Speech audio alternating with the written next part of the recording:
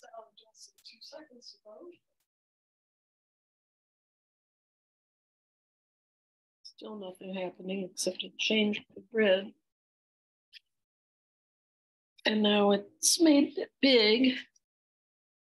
So things are happening, but no Leslie yet.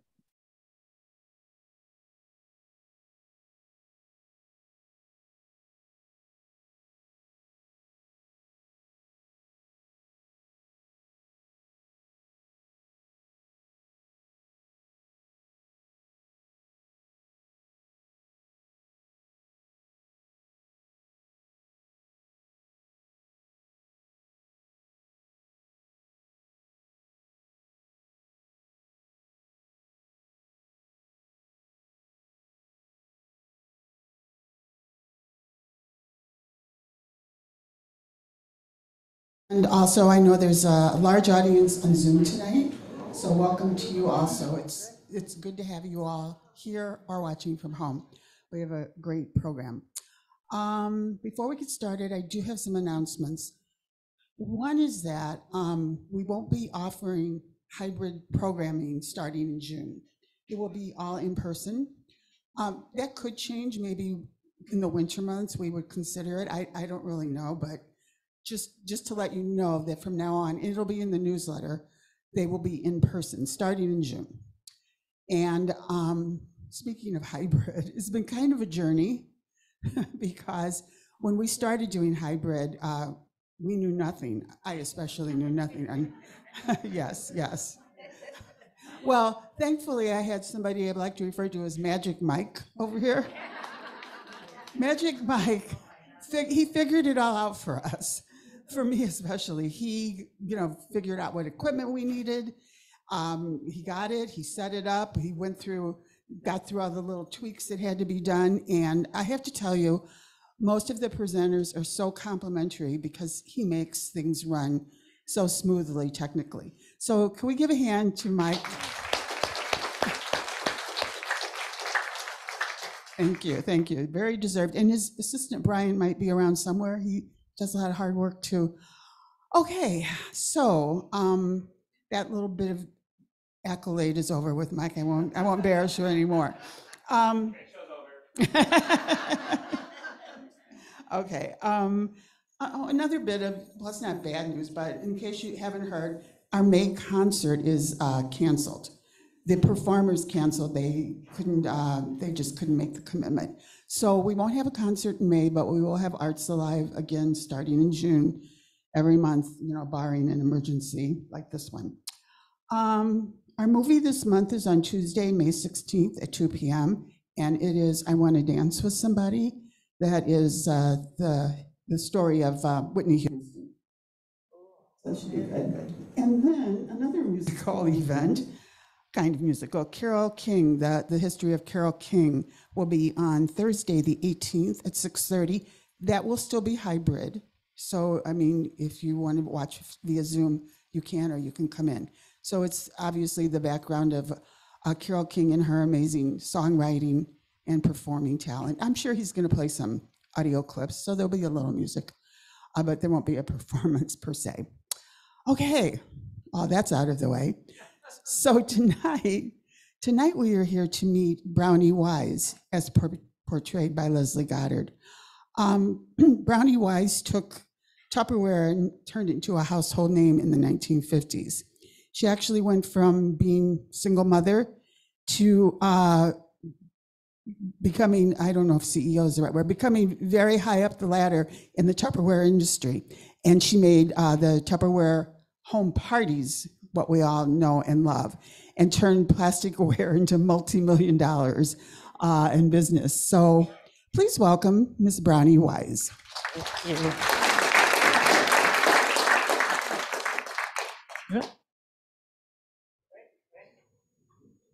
Hang on, am I on? Right. You are. Okay, sorry. I'm waiting for the green light and there's no green light. All right, well, all of you bear with me for just a minute. I want to see if I can still do this. How many of you have ever said to yourselves, if only there were a way to keep food fresher longer? Haven't you wished for unspillable containers that wouldn't break?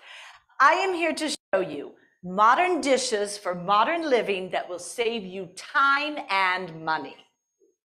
We call this beautiful material Tupperware. Now, it looks like other plastics, but it's not. We guarantee it will not crack, chip, or peel. It is tough enough to withstand temperatures up to 170 degrees. So you can use it for hot foods as well as cold. You can even freeze it and then just flex it to release the frozen foods. And when the seal is on correctly, it will not leak or spill. You can store it in your ice box any way you like, even upside down. Huh? I can still do it. And yet, how long ago was it I did my first Tupperware demonstration? Quite a while. I'd have to go back 20 years to Detroit. I was 24 years old and stuck in snowy Michigan with an infant son and a no-good husband. I remember saying to my son, "Oh, don't worry, little Jerry. We'll get out of this all right. Didn't my mother get herself out of a bad marriage? I just have to do the same." You know what I can do, Jerry? I can type. I can type a mile a minute. I'll go back to secretarial school, get a job, save up money, and we can move back south. When you grow up poor in rural Georgia, you learn how to scrabble hard. And then one day, in 1947, a knock came on my door that would change my life forever. "Hello, yes, no, I'm not familiar with Stanley Home Products. You mean like furniture creams, mops? All right, sure, show me how they work." She did the most awful presentation. The mop broke, the furniture cream spilled. As soon as she left, I said, "Jerry, I could do a better demonstration than that." I could do a better demonstration than that. Why not? I know a lot of people. I have friends and neighbors. I love talking to people. And I know public speaking. When I was growing up, my mother worked for a hat union. I used to speak at her rallies all the time. Home party sales. It was exactly what we needed out in the suburbs. I had a lot of friends and neighbors. They had more friends and neighbors. Before I knew it, I was a Stanley Home Party sales dealer. Joan, I am telling you, you have got to try these products. Oh, Stanley makes the most wonderful mops and furniture creams, things we all need. Here's how it works. You just invite 12, 15 friends over some afternoon for a party. I'll help you plan it. We'll have a lot of fun. I will show everyone how marvelous Stanley products are at getting their homes spick and span in no time, and no high-pressure sales. None of your friends will be embarrassed into buying. We'll just get together for a while and have fun. It was so easy. Before long, I was not just a dealer, I was a manager, overseeing a team of 6 other dealers, recruiting people, training them, getting them to host parties. Betty, I am telling you, selling Stanley is easy. Just watch me, see how easy it is. Now let's all be honest with each other. What do we all want people to see when they come to our houses? A beautiful, clean house. Stanley has more than 150 nationally advertised products that'll make that easy. We have furniture creams and mops that'll get your home sparkling, brushes that'll keep your hair shiny. This is the Stanley dust cloth. Take it out of the package just as is. No cream, no wax needed. Take it out, rub it on the furniture. Fingertips, fingerprints disappear. Now, how easy is that? That's it. And I'll be with you every step of the way. Even when I'm not with you in person, I'm just a phone call away. My newsletters will keep us all in touch. Hi, gang. Florence Zawicki just set a new record for time it takes to build success in Stanley. And what Florence Zawicki is doing, you can do too. Hi, gang. Peggy Arsenault and her Stanley case went to a party last week, her Stanley debut, and she rang the bell with a quality party. Florence's sales averaged $8 a person last week. Now that is real honest to goodness sizzlemanship.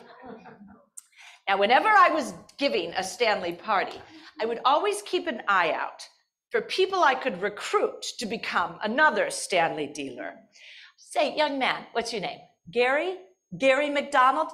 Gary, I know you said you're in high school, but you're the hardest worker I've ever seen. Have you ever thought about being a Stanley dealer? There's nothing that says a teenager can't sell Stanley. That kid, Gary McDonald, became a Stanley superstar and a good friend. I went off to the Stanley convention one year, told Gary to pop in and look out for my mother who was caring for Jerry. That convention was fantastic. We gave the regional sales manager a standing ovation. We saw 5,000 feet of gravity and steam-powered machinery. We watched them line the bristles up in a row, and when they spun them, they all twirled up into the brushes. Mr. Beveridge, I cannot tell you what a thrill this convention has been. My team and I, we are out for first place in the state of Michigan again. No, first place in the nation. You see, I dream big. And just out of curiosity, if I do become the top Stanley manager in the country, what might be the possibility of moving into an executive position? No place for a woman? No place for a woman. He told me, don't waste your time trying for one of those executive positions. They only give those to men. Ugh, if I wasn't a lady. Now, people say when the moment is right, the person and the product find each other. It was my teenage superstar dealer, Gary McDonald, who brought me and Tupperware together. But I was not impressed at first. Oh, I don't know, Gary, where'd you get this? Hudson's department store? It's nice, but now Stanley products are tried and true. People know them. Whoever heard of a bowl that you can squeeze? And I don't know how the lid works. I keep putting the lid on and it doesn't fit. What I didn't realize was that these bowls were not just different. They were revolutionary, made out of polyethylene, straight from the war effort, invented by a man named Earl Tupper. He had been working for a plastics company during the war. That is where polyethylene was born. But no one had a clue how to use it in civilian life. The chemical company showed him a big block of it. They said he could buy as many blocks like this as he wanted, and pretty cheap, if just someone would come up with a use for it. Well, Earl Tupper took that block and he went to work. He experimented, he tested, he tried new things. Here was the problem. Most plastics back then, they were all right. You could mold them. They were transparent, but awfully brittle. They cracked easily and no good for storing food. Odors would stick to them. Forget about using them for something acidic like lemon juice or vinegar. So Mr. Tupper went back and he stripped that stuff down to its purest essence, pure polyethylene pellets. Then back to work, different temperatures, different pressures, every night, a dozen tests or so. This went on and on for weeks. And then one day, just like that, he had it. The perfect balance of temperature and pressure. A wonderful product that could be molded into all sorts of different shapes and sizes, flexible, didn't break, didn't peel. He named it Poly Tea, the material of the future. He started making soap dishes, cigarette cases out of poly tea. It was wonderful, but not perfect. And then one day, inspiration. He was looking at a paint can, and you know the lid on a paint can? He looked at that and he thought, wonder if I could make a lid like that out of poly tea, only instead of like this, reverse it. A seal that would hold tight. A vacuum seal that would hold even if you dropped it on the floor. And that was it. Mr. Tupper's $1 million baby. He named it Tupperware. It really was the most wonderful product. There had never been anything like it. Do you remember life before Tupperware? If you had leftover food, you might cover it with wax paper or tin foil, stretch a shower cap over it, right? Otherwise, it would go bad in the fridge. Well, it shocked everyone. You could put food in a container and it would keep better and longer than anything else. Better than a wet paper towel, better than even just putting it in the refrigerator itself. Mother, come here. I want to show you this. This bowl that I've been trying, I accidentally knocked it off the table and it bounced. It bounces rather than breaking.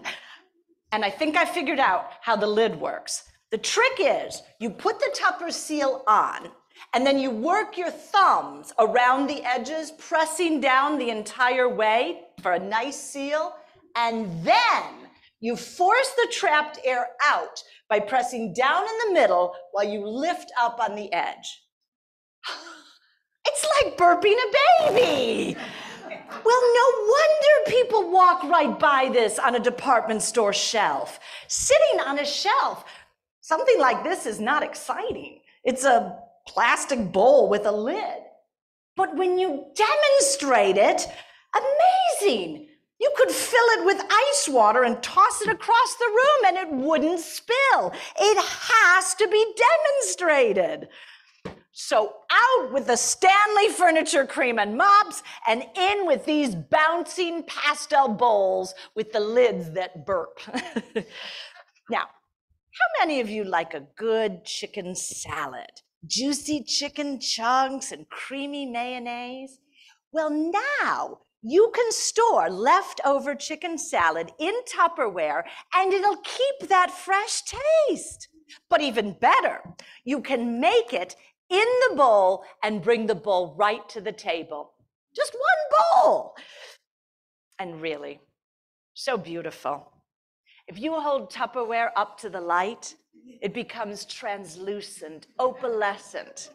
House Beautiful magazine said, these bowls look delicate, but they possess great strength. They have the fingering qualities of jade and a profile as good as a piece of sculpture. True.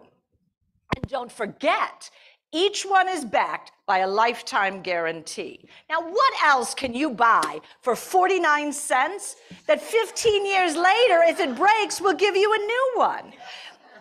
Let's imagine we're all going to the beach for the day. I'll make some ham and Swiss cheese sandwiches. You bring a bowl of fruit chunks. We can put our sandwiches in Tupperware. No squashing in transportation. Put your fruit chunks in one of these. No leaks, no spills. So throw away your shower caps, ladies. And there's one thing I want to tell you. There is nothing like Tupperware but Tupperware. That is the beauty of our patented Tupper seal. No one else can copy it. It is protected by more than 100 different patents. Pretty soon, all of my dealers were selling Tupperware. First 5, then 10, then 25. Here's to Mary Corrin for the wonderful party she hosted this week. Mary, that was wonderful. Good luck to all of you, although confidentially, kids, luck has very little to do with it. I soon found myself calling up Tupperware headquarters all the time. Hello, Tupperware? Yes, it's me, Brownie Wise. I have another order for you. I know I placed an order 2 days ago, but I have another one. I'm telling you, I cannot sell this stuff fast enough. I'm taking new orders every day. I'm recruiting new dealers every day. We need as much Tupperware as we can get. Now, the key was to always keep an eye out for women who could host Tupperware parties. But it was a snap. There were potential hostesses everywhere I looked.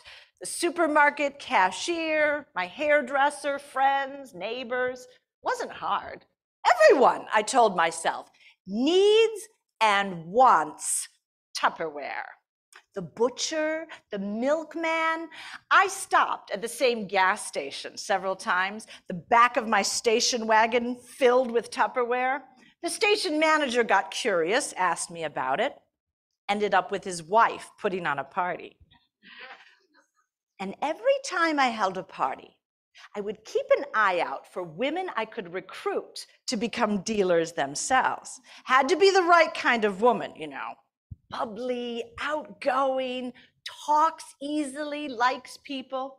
I would say to her, you know, I don't know if you've ever thought about working outside the home, but you would be a terrific Tupperware lady. Oh, we have a lot of women whose husbands don't want them working outside the home. But think about it. You could host a party in the morning after the kids go to school, and then another one the next day after dinner. You'd be able to make your kids lunch at home every day. You'd always be there when they get home from school. Come on, we've been through the Great Depression and World War II. We've done without, you've done without for years. Wouldn't you like a little piece of that pie? And when I was recruiting, I would try to figure out something this person wanted. What would you want most? A new carpet, a blonde coffee table, a new refrigerator? I am going to show you exactly how many parties you would need to host to get that new refrigerator. And when the party is done tonight, I will map it all out, exactly what I sold and what the Tupperware cost, what the hostess gifts cost, and so on. And when it's all on paper, you'll be able to see what you would have made if you had done what you just saw me do. And soon we had all kinds of helpful hints. Joan, you need to try a carrot call. You've never done a carrot call? Watch me, it's fun. You go to someone's house, knock on the door. Hello there, I'm Brownie Wise. I'm your local Tupperware dealer. You're familiar with Tupperware, right? Well, you should be. Oh, it's the most marvelous product to store food for freshness. I'll tell you what, I am going to give you these carrots, and then I'm going to loan you this Tupperware container. I want you to put half of the carrots in the Tupperware, seal it up, and then I want you to put the other half in whatever you normally use for food storage. Now, I'll come back in 3 days and we'll compare these two samples for freshness, because I know you're going to agree that Tupperware keeps it fresher. 3 days, same time, I'll see you then. And that was it. Once she saw how fresh the carrots were inside the Tupperware, she would be dying to host a party and introduce all her friends to Tupperware. As more and more dealers signed on with me, I became a distributor. I resold Tupperware at a discounted rate to other dealers and managers. Everyone wins. Once a dealer's territory is saturated with managers, a peak performer would be promoted to a new territory and given that one to develop. Hi, gang. Facts and figures from this week's stack of orders and reports point to Nola and Jane as super duper on the 50-ounce canister. And here's news to warm your heart. Norma Kelly's husband just got back from the South Pacific after a year's absence. which is by way of explaining how happy Norma is these days. Now, I had to keep in touch with Tupperware headquarters all the time. Hello, Tupperware, it's Brownie Wise. Nope, no order today. Today, I need to speak with Mr. Tupper. No, not his secretary, not his assistant, Mr. Tupper. Mr. Tupper, my order is late again. I don't know what you're doing there, but you have got to keep up with what we're doing in sales. There's no excuse for this. Meet you in Massachusetts? I'd love to. So I flew to Tupperware Manufacturing Headquarters in Massachusetts, and I met with Mr. Tupper. He was pulling in his top distributors to find out why they were selling so much. Mr. Tupper, I'm serious. Parties are the way to go. In fact, if you want to succeed, and I mean really succeed, you need to pull your product out of the stores. Sell exclusively on the home party sales. Would I want to head it up? You bet I would. And that is how I became vice president in charge of home party sales. I gathered around me a staff of the best and brightest. And I said to them, now listen, none of us have been to college. I never made it past the 8th grade. That is why we're going to succeed. Don't worry about the standard business models that college boys talk about. We are going to sit down, all of us, from the head of the test kitchen to the groundskeeper. No idea is ridiculous and nothing is impossible. I found the perfect place for the headquarters of Tupperware Home Party Sales.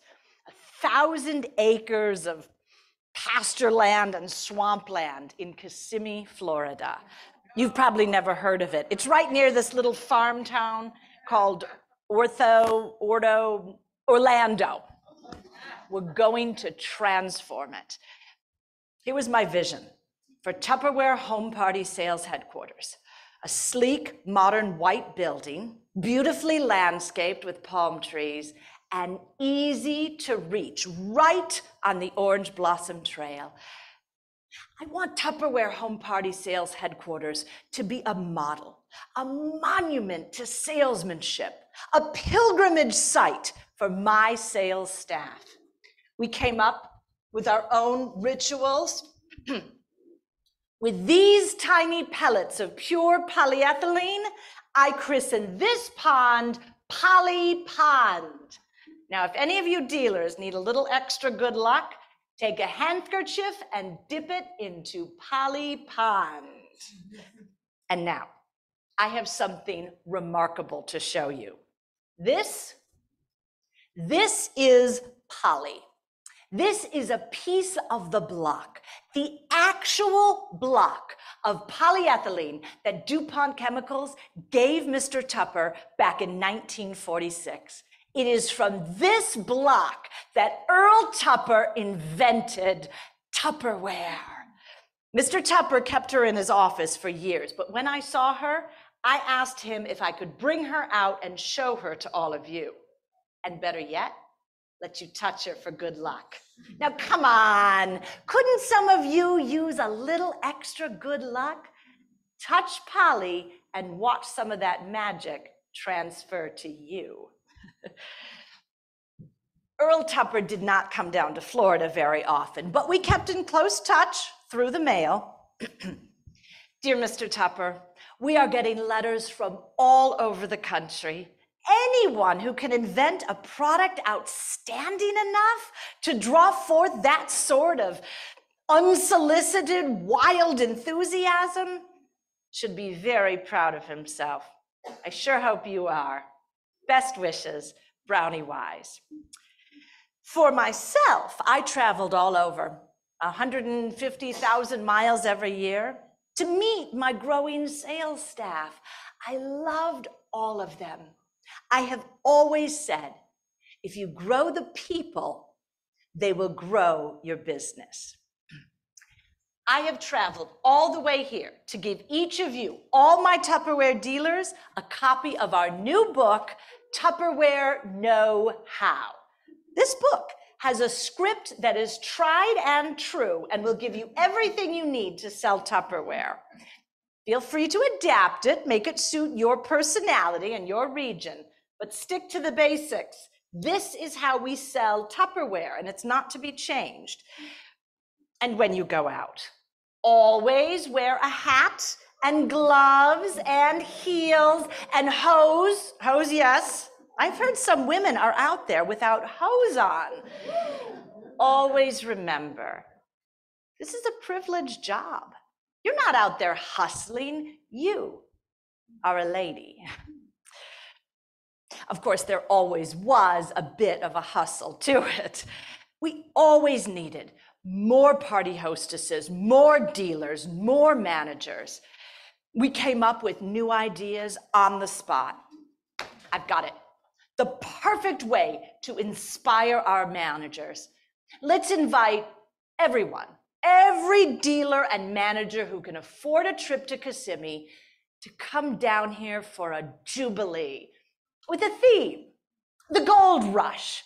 Everyone, come to Florida and bring your bandanas and your dungarees. I didn't realize there were so many people in the Tupperware family. We had 600 people there, and there were 10,000 more who couldn't join us. It was like a great family reunion. Everyone, in the ground in front of you, you will see there are 600 shovels. 600 shovels in an acre of ground. And are we going to have fun? When I give the signal, run to the nearest shovel and start digging. Who knows what you might dig up? It could be a new double boiler. It could be a film camera, a diamond ring, a mink stole. We are all going to strike it rich today. And they did. The enthusiasm and the gathering of people that I could inspire. Say, Nancy, how many dealers did you recruit last month? Now, wouldn't it be nice if next month it were 8 or 10 dealers? Wouldn't that be nice? When I come to your convention in Wichita, I want you to tell me you did it. And very often they did. It was working. We were transforming the stereotype of the suede-shoed door-to-door salesman into a woman, in heels no less. Every year's Jubilee had to be bigger and better than ever. In 1951, we had maybe 200 Tupperware dealers. By 1954, we had 9,000 and growing. We came up with any idea that we could. We borrowed from the game shows. Who here would like to be queen for a day? Sometimes I would come up with ideas on the spot. Anyone like my hat? I'll tell you what, the first dealer who hits $2,000 in sales next week, you can have this hat. I want each of you to ask yourselves, what do you want the most? What do you really wish for? Write it down on a slip of paper and put it into one of these mini wonder bowls and drop it in our wishing well. Because dreams really do come true, you know. And what's this? If you will all turn your attention to Polly Pond, it's a brand new speedboat. Just the thing that Mrs. Betty Humphreys wished for most in her wishing well as a present for her husband. Mrs. Humphreys, come forward and step on board your new speedboat. Now, Mr. Tupper didn't come to the Jubilees, but I begged him always. Mr. Tupper, this year's Jubilee, it's going to be bigger and better than ever. I know you don't like the spotlight, but we would love to have you. I know the dealers would be thrilled to finally meet you in person. Won't you even consider it? But he never did. Earl Tupper never attended a single Jubilee. He was always invited, but no. Everyone, if you know the words, sing along with me. I've got that Tupper feeling up in my head, deep in my heart, down in my toes. I've got that Tupper feeling all over me today. Silly? Perhaps. But the top Tupperware dealers were moving up the ranks. We now had 1,000 distributors across the country. Some of them were bringing in millions. I started to be interviewed. Cosmopolitan magazine showed up. Earl Tupper wouldn't speak to them. So they asked me, how does it work? Well, once a dealer has a date book with 2, 3, 4 parties a week in it, she can be promoted to manager. She'll get an extra commission from her team, her unit. She'll be the one to train them, to motivate them, to help them out. And after that, well, the next step after that is distributor, but that's a longer haul. And to become a distributor, she'll need her husband too. I've always said it takes 2 people to run a distributorship. You need 1 person to handle sales and 1 person to manage the warehouse. We make the distributorship offer to top managers and their husbands. Saying yes means the husband's gonna have to quit his job and come on board too.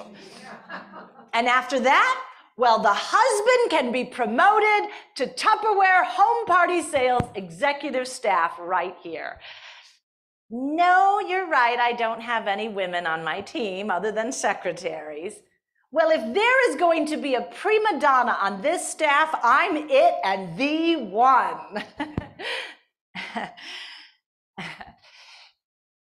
This was the 1950s. That's how things were done. I'm realistic enough to know that at a certain point, it just couldn't be an all-girls band. At a certain point, bankers won't talk to women. And those photographers, they're from Life magazine and Business Week. I am hoping that they'll give a column, maybe a column and a half on this week's Jubilee. We got better than that. They put me on the cover. For the first time in the history of Business Week magazine, a woman on the cover. Brownie Wise, Businesswoman of the Year. Mr. Tupper, there is no excuse. I am getting complaints from all over. Phoenix is still waiting on an order from last month. Fort Wayne ordered a boxcar's worth of products a month ago. There is no excuse.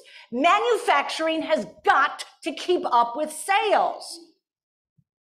He wrote back to me, Dear Mrs. Wise, sales management means sales management, not just sales. The manufacturer is not in business for the convenience of the sales staff. Sincerely yours, Earl Tupper. Mr. Tupper, your comment that sales represented wild, uncontrolled consumer demand seems to me inappropriate.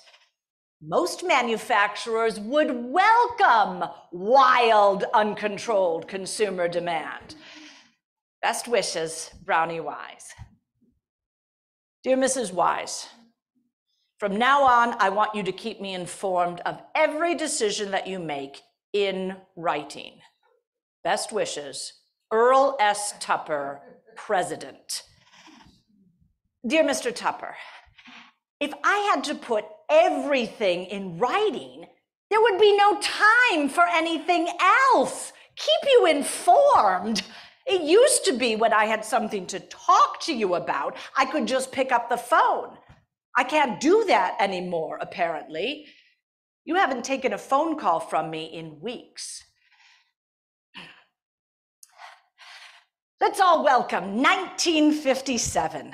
We are predicting that Tupperware sales will hit $100 million this year. Would any of you like a free copy of my book, Best Wishes, Brownie Wise?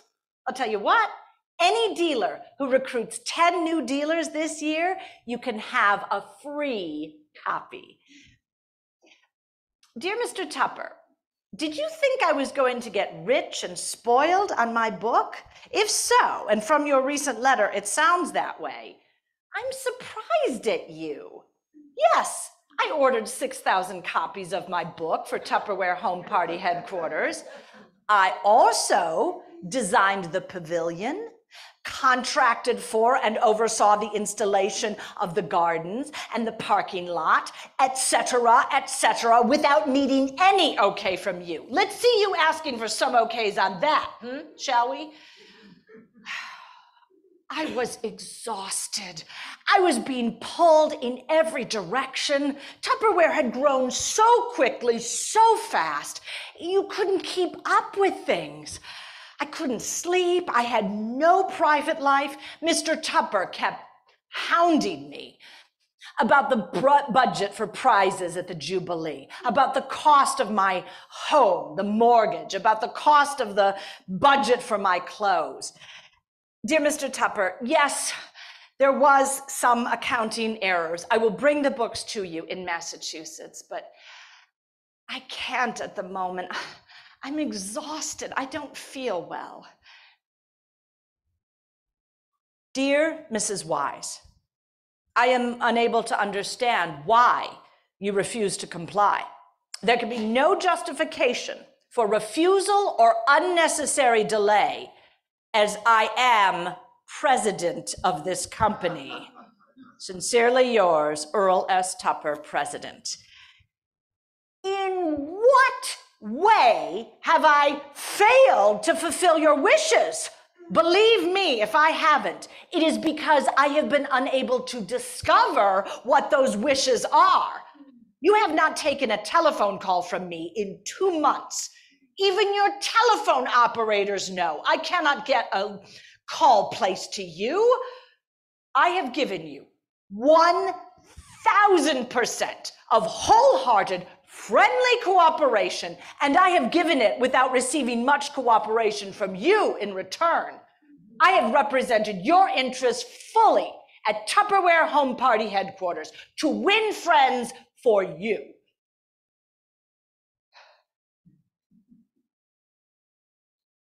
On January 28th of 1958, Earl Tupper got on a plane and flew down to Florida. Fired? I am fired? After everything I've built here, after everything we've done? This company is my life. I don't have a personal life. I don't have friends. I work full-time. I keep a typewriter on my bed, so if I wake up in the middle of the night, I can type memos. That is what full-time means to Brownie Wise. I didn't have an employment contract. No contract. I didn't own my house. I didn't own my clothes. I didn't own anything.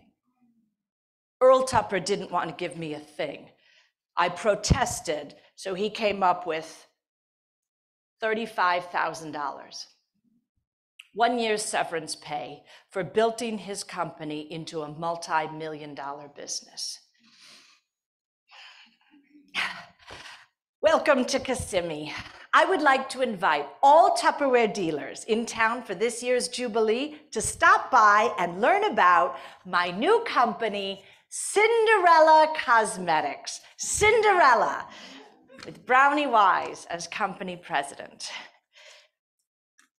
Not one, not a single one of my Tupperware dealers came in. Tupperware was doing so well, no one wanted to rock the boat. I ran into Gary McDonald in the streets. He told me that they had redecorated Tupperware Home Party headquarters. How's it look? Oh, good, good. They took down all the photos? Only the ones with me in them. I guess they'd have to do that. Well, at least they still have copies of my book to give out. I can't totally disappear. They buried them. They had dug a hole behind Tupperware Home Party sales headquarters and buried all 600 remaining copies of my book. So that's it.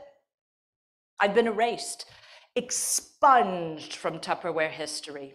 No photos of me, no sign that a woman named Brownie Wise ever worked there at all.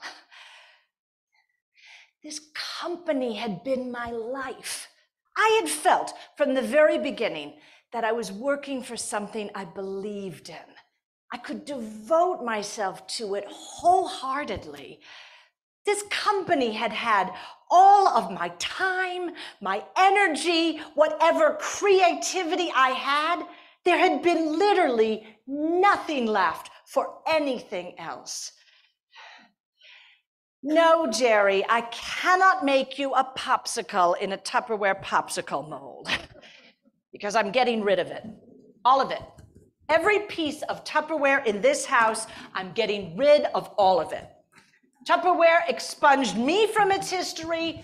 I'm expunging Tupperware from my life. I don't want to see it. I don't want to look at it. I don't want anything to do it. I don't care how useful it is. But the ladies, the Tupperware ladies that I recruited and trained and motivated and inspired, they are carrying on without me.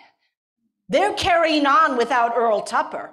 Less than a year after he fired me, Earl Tupper sold Tupperware to Rexall Chemicals for $16 million. Divorced his wife, bought an island somewhere in South America, renounced his US citizenship, or so I heard. The ladies, they're now hosting parties in South America, in Europe, in Asia, in Africa. Under their leadership and enthusiasm, Tupperware has become the leading home party sales company up to this point. And that is my real legacy. And that is something Earl Tupper can never take away from me. So to all of you, to anyone who ever bought Tupperware or sold Tupperware or just loved Tupperware, all I can say is best wishes to you from Brownie Wise. Thank you.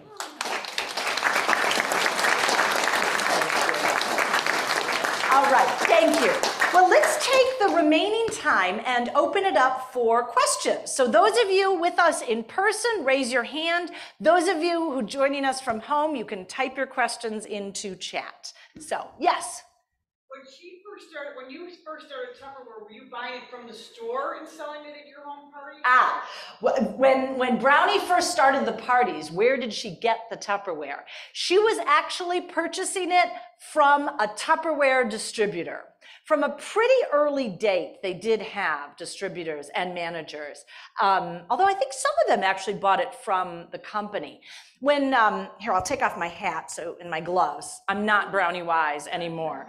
The very first Tupperware home party dealers, in many cases, they were people who were already doing home party sales through a company like Stanley. And they started buying the Tupperware to kind of add in. But Tupperware sales just skyrocketed pretty quickly. Brownie Wise was not the only one who Earl Tupper called to say, what are you doing to sell so much Tupperware? But she was, in many ways, the most ambitious and driven. Yeah, they were there early on. Yeah. What did she do after Tupperware? What did she do after Tupperware? This is the sad thing. She did actually start a number of other companies, but she couldn't seem to duplicate the success that she'd had with Tupperware. She did a bit of consulting. She did a bit of real estate development. She worked as an artist. She did beautiful pottery, but never never seemed to hit that stride again. And people who knew her said that the end for her at Tupperware had been so traumatic that they suspected she never really recovered.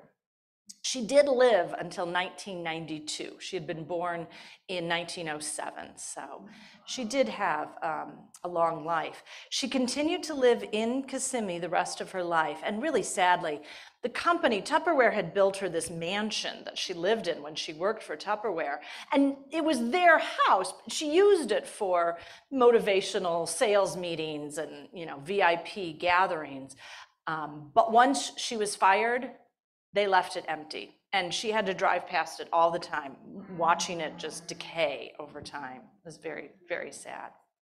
So, other things. Is there a hand here? Yeah. When I had gone to parties, I remember giveaways. Yes. They had little things that they would give away, which were fantastic. Yes. Yes. They did, you know. Whose idea was that? Whose idea was the giveaways? That's a good question. That I don't know the answer to. I do know that from the beginning, some of the things that became Tupperware party mainstays were there. And I suspect giveaways there. In fact, we have some of the more recent giveaways right here. Little prizes. They would have games like, they would give everybody tissue paper and paper plates, and everybody had to come up with a crazy hat. And the winner of the crazy hat contest would get a little piece of, you know, I remember having like an orange citrus peeler, which was great, you know, those kind of things. Now, those were produced by Tupperware, and they were part of what each dealer would buy. So, you know, they sort of came out of your budget for each party, but they were enormously, everybody likes to get a little something for free. And when you have something that you see all the time or that you use all the time, it keeps the company in your mind. So it was successful. One time they actually had, women who would one of the games was like, guess how many inches you think your waist is, and then write it down. And I mean, just like crazy things that you would never do today. Good heavens. So, do we have any questions coming in from people at home? Yes, we do. What was she up to later in life? Okay. Yeah. You brought back so many memories. I was a dealer for about 10 years in the 70s and 80s. Oh, fun. Midwest, our Jubilees were held in Wausau, Wisconsin. There you go. I went through the location in Kissimmee. They had it set up like a house, and every room was filled with what would have been in that room. Oh, fun. Cabinets and every product that we've seen. Oh, fun. For those of you in person, I have examples of some of these. They would have these model kitchens at headquarters that they would stock with Tupperware so you could see. And actually, you remind me, two big points that thank you for bringing up. One of them was a lot of these things that Brownie Wise pioneered, the company kept going, and the Jubilees are one of the best examples of that. The other thing is, when you think about Tupperware, why it hit so well at the time, one of the big reasons was so many people were moving to the suburbs. You know, you've got the post-war era where you not only have the government sort of helping subsidize mortgages for returning veterans, but you've also got the building of interstates. So people are moving to the suburbs, and suddenly you've got bigger kitchens.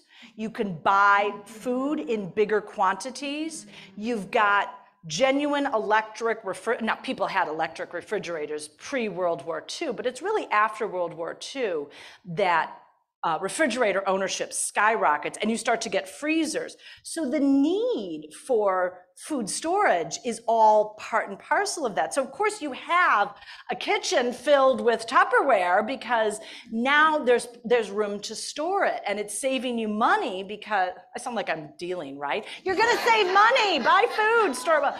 But it's true. I mean, the thing about Tupperware was, it's something that was needed.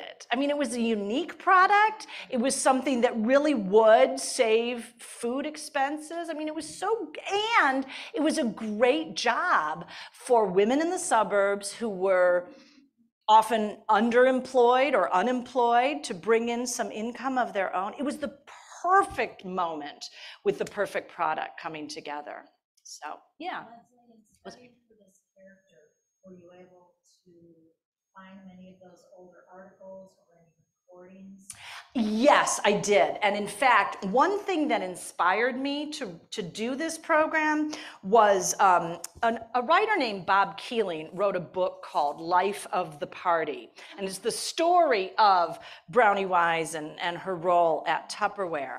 And that led me to a lot of sources like that and a number of articles. So I was able to track down the Business Week article. This is an actual photograph of Brownie Wise with poly, that piece of polyethylene that she showed people. I was able to find one recording, and this was the challenge. Brownie Wise grew up in Georgia. She had a Southern accent. And I went back and forth about whether to do one, and I chose not to, and I really should. But I hate it when people do bad accents, and I didn't want to do a bad one. And also, especially when you're listening at home, sometimes it can be hard to get full comprehension when someone's using an accent. So I chose not to, but I still go back and forth on it because she really was. She adored the South. She wanted to be in Florida, and that was a big part of who she was. So, yeah. I'm kind of curious because, I don't want to offend any current distributors here or not, but, nowadays, obviously, it's no secret that there's a number of cheaper knockoffs of the same product. Yeah. You can even get quality containers from a carry-out restaurant. Right, and reuse them. So how has that affected Tupperware itself? The question is about other companies making food storage containers, which are often a lot cheaper, and you can even get free ones with takeout at some places. Here's the challenge. Earl Tupper protected Tupperware with multiple patents. In the early 1980s, the patents started to run out. And that is when you had companies like Rubbermaid and Pyrex and what are some of the other ones? The other companies coming in, making plastic containers with resealable lids. And that has had a big impact on it. And the thing about Tupperware was it was always high quality, but of course that meant it was more expensive than some of the new products that weren't quite as, I think, well made. That hit Tupperware hard, as did the fact that more and more women had opportunities to work in other places outside the home. Home party sales didn't have the same place in the world of the 80s, 90s, 2000s that they did in the 50s, 60s, 70s. And when you get into the new millennium, there's a lot more concerns about plastic and about what plastic means. At early Tupperware, you couldn't put it in the, microwaves did not exist in 1946. But today, that's a big issue. And I don't know if any of you saw the news, but about a week and a half ago, there was some news that Tupperware has had some massive declines in profits. And some people are speculating the end of Tupperware might be near. A lot of people don't know it still exists, but it does. Actually, that did fairly well during the pandemic because they were having online Tupperware parties, and people were baking at home, so there was a need for storage. They have introduced some Tupperware back into retail stores. They've modernized it. But the thing is, there's a lot of nostalgia for Tupperware among people who were around when it was at its height. But nostalgia isn't enough to keep a brand going. To stay really viable, Tupperware really has to find a niche in, Gen Y and Gen Z, and they're the ones who don't have any deep nostalgia, unless their grandmas, mothers had it. So. Did sales drop after she left? Did sales drop after she left? No, they didn't. They kept on rising. Now, the rise of Tupperware in the early 50s, mid 50s was astronomical. They had years, I think in 54, 55, where sales doubled, 2 years in a row. That's not, you're not gonna see that long term. But Tupperware absolutely did continue very strong through the 60s and into the 70s. And they went international. And today, some of the biggest countries for Tupperware are overseas. Singapore has a huge market for Tupperware.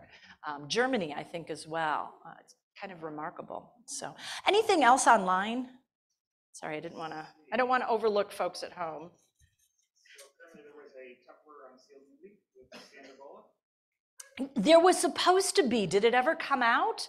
The Bob Keeling's book, Life of the Party, was optioned for a movie, and I had heard it was supposed to be starring Sandra Bullock, but I never saw the actual movie come out, unless it came out and I didn't realize it. In which case, let's all ask our local library if they know. Let me know if anyone knows. It's amazing to me that she's not a household name. Well, no. It's amazing, but I'm not surprised. They really did attempt, or Earl Tupper really did attempt to write her out of history. And the supposition always has been that, first of all, she was very insubordinate. That letter she wrote him was just something, I think it was Bob Keeling described her as Hurricane Brownie. And the fact of the matter was, it wasn't her company, it was his. And she was becoming enormously popular. She was becoming synonymous with Tupperware. And Earl Tupper was sensitive enough that now it was also the case that he didn't want to be the face of Tupperware, but it's possible he had a bit of a personal issue with that. Also possible, he was looking ahead to sell the company and didn't think he could get as good a price for it if he had a woman in such a high executive position, because that was very unusual. Yeah. I'm getting the impression that she was on a salary rather than on right. a percentage of the sales. Yes, the question was she was on salary, not getting a percentage. That is correct. Now, the company was not public, so she wouldn't have shares, which is what you would expect today. A really high executive at a major corporation would, but right. I mean, not even a contract. I mean, that is unthinkable for someone in a position like hers. She actually sued for breach of contract, and I believe she was asking 1.6 million and ended up settling with 35,000. He didn't want to give her anything. I mean, it was dramatic, and a good lesson for executives, be careful. Yeah. How many years was Brownie Wise with Tupperware, and does the place in Florida still exist? Oh, good questions. How many years was she with Tupperware, and does the place still exist?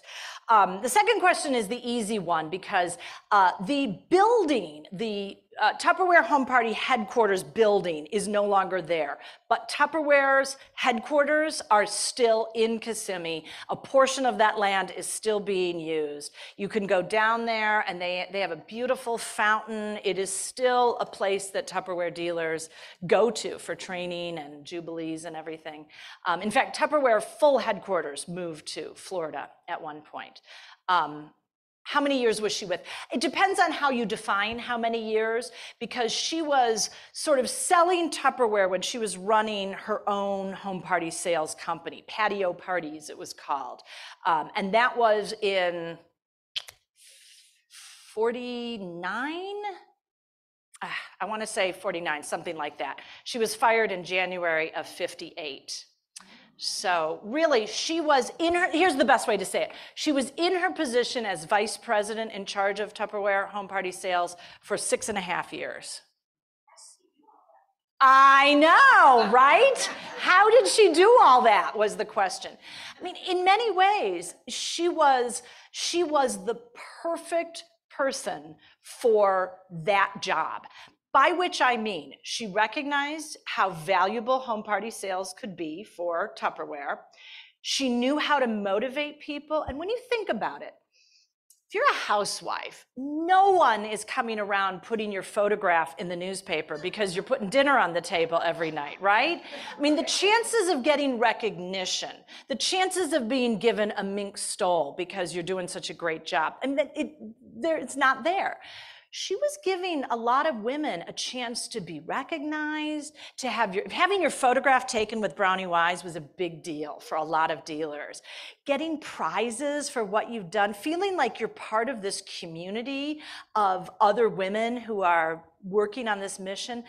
And she had this remarkable sales ability. And when you put together her ability to figure out sales, motivate people, recruit people, and combine it with Earl Tupper's amazing inventive abilities to have come up with Tupperware, I mean, that's a phenomenal combination. It's the two of them who really just took it into the stratosphere. How many people in this room ever owned a piece of Tupperware in your life? Like real, genuine Tupperware. I mean, it's all, for those of you at home, it's almost everybody in this room.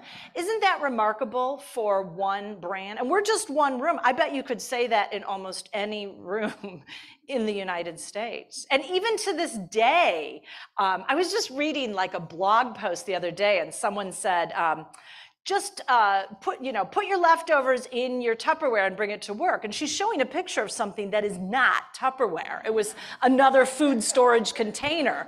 But we use the term as a generic term for a food storage container, right? Pretty remarkable. Yeah. She reminds me a lot of Mary Kay. She reminds you a lot of Mary Kay. There are a lot of parallels there. Mary Kay was a little bit later in the early 60s, but she too had an incredible ability to inspire women. She was using women who were wanting to contribute to the household, but didn't have an outlet that gave them flexibility, the motivation. I mean, in a lot of ways, there are a lot of direct market companies that still have inspiration from Brownie Wise. Now, she didn't invent it. Stanley Beveridge really, in a lot of ways, was the big pioneer of home party sales. And you had Fuller Brush, door-to-door salesman before, remember Fuller Brush? And Avon predates Tupperware. But I think you can see a lot of the techniques that Brownie Wise developed and popularized in. And to this day, right? I mean, we still have Pampered Chef and Silpata and all kinds of companies like that doing that. So, yeah. Oh, yes. I mean, she was all over the place. I know. What happened to Jerry and how did that work? Brownie Wise was divorced. Her husband was an alcoholic. She positioned herself as a widow, but she was a divorcee. It was her mother. And she and her mother created this kind of alternate family. And her mother took care of Jerry when Brownie was out and about, as did other friends. And, you know, it's amazing when you think about a single mother, you know, doing all this in the 50s. It really is. Jerry,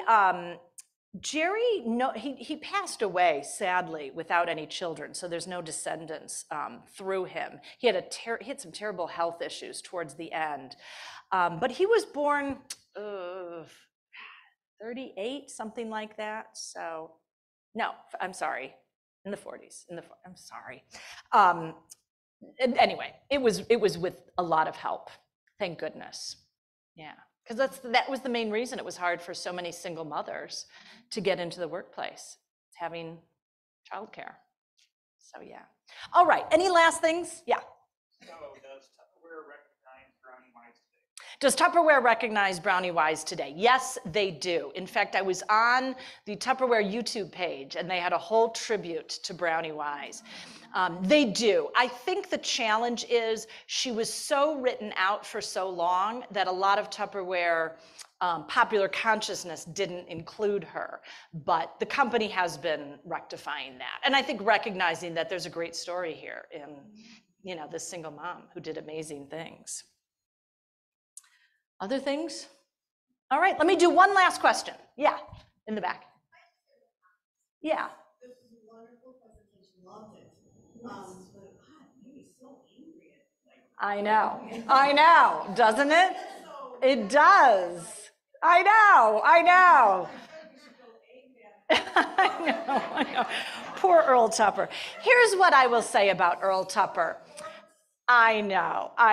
Here's what I'll say about Earl Tupper. What happened to Brownie Wise was heartbreaking. Devastating for sure. I wonder if Earl Tupper had, I don't know, very sensitive disposition, very, someone said maybe he was on the spectrum. He seemed to have this thing where if you were in his good graces, he loved you. If you weren't, he would just turn on you like that. And the sad thing is, oftentimes some of the most creative, inventive, imaginative people have those struggles. And in some ways, I always wonder if part of what made him so brilliant also enabled him to do something so devastating and unfair. I don't know. And society too. Yeah, absolutely. And one of the things about this program, part of the reason I wanted to do this was because I really thought this woman is so inspiring, and we should remember her.